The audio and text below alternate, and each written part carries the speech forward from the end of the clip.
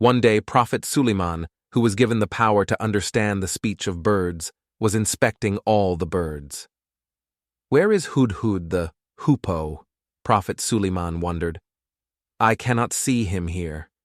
If he does not offer me a good excuse, I will punish him or even slay him." Soon after, the Hudhud arrived. "I have just seen what you know nothing of," said the Hudhud, gasping breath.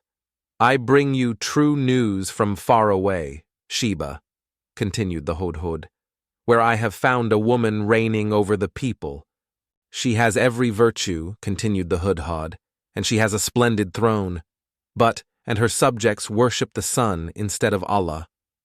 The Hudhud continued, "Satan has made them believe they are doing what is right, and he has kept them from the right path.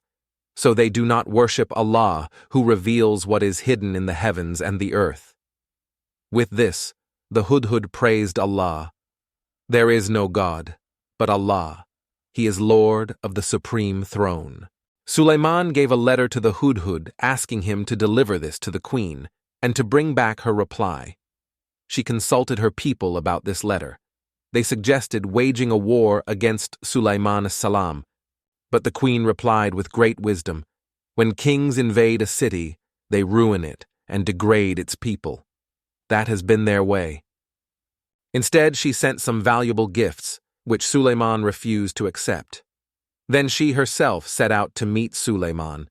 In the meanwhile, Suleiman asked his people, "Which one of you can bring me the queen's throne before she arrives here?" A very powerful jinn, Ifrit, volunteered, "I will bring it to you before you rise from your seat." But one of his aides, who was deeply versed in the book, brought the throne in the twinkling of an eye. Seeing the throne in front of him, Suleiman was overwhelmed with emotion, but displayed no pride. He prostrated himself in humility and prayed, thanking Allah, "This is a favor from my Lord, with which he would test my gratitude. He that gives thanks has much to gain, but he who is ungrateful will lose as a result. As for Allah, he is free of all needs, he is supreme in honor." When the queen reached Jerusalem, she was invited to sit on her own throne, which had been slightly altered to make it look different. She realized, however, that it was her own throne and was amazed at the power of Allah. Suleiman ushered her into his beautiful palace.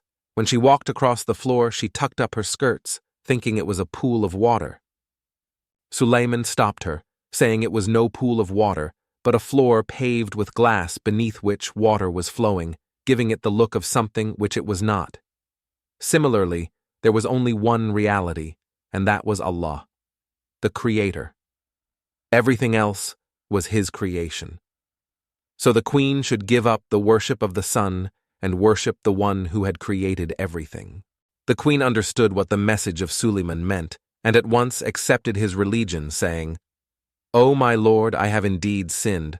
I now submit in Islam, with Suleiman, to the Lord of world,